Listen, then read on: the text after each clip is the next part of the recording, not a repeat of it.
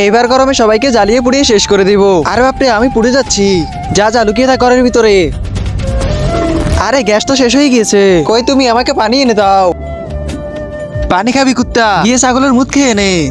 আরে কি হয়েছে, তুমি এত গরম হয়ে যাচ্ছ কেন? গরম কেন হবে না, গ্যাস শেষ হয়ে গিয়েছে। জলদি গিয়ে গ্যাস ভরে নিয়ে আস। যদি গ্যাস ভরে না আনো তাহলে খাওয়ার জন্য তোকেই কুচি কুচি করে কেটে খাবো, তাও কাঁচা।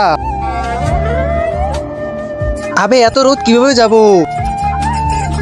বের হ বের হ, তুইও বের হ। আরে বাপরে কি গরম। আর কুদ্দুস ভাই, তোমাদেরও গ্যাস শেষ হয়ে গেছে? হ্যাঁ ভাই। আর এত বেশি রোদের ভিতরে আমি গ্যাসের জন্য কিভাবে যাবো? আবে তোমাদের এসব ঢং আর আমার ভালো লাগে না। এই আমাকে দেখো আমি কিভাবে যাই। এবার তো তুই শেষ। আহ! আবে এ তো মরে গিয়েছে। আবে তুমি এখন গ্যাস ভরার জন্য যাও নাই? আবে এত বেশি রোদের ভিতরে কিভাবে যাবো গ্যাসের জন্য? আমি দেখি তো কত বেশি রোদ আছে এখানে। বের হ বের হ, তুইও বের হ। আরে বাপরে, আসলেই অনেক রোদ। হা হা হা, কি হলো, বের হ। আমার কাছে একটা বুদ্ধি আছে। আরো শেষ, যদি আরো জোরে রোদ উঠাও।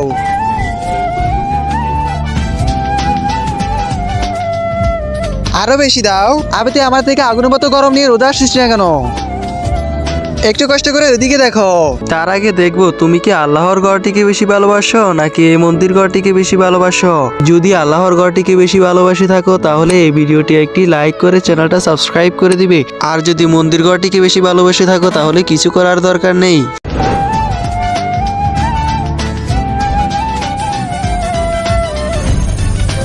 আবে এটা কি করতেছো তোমরা?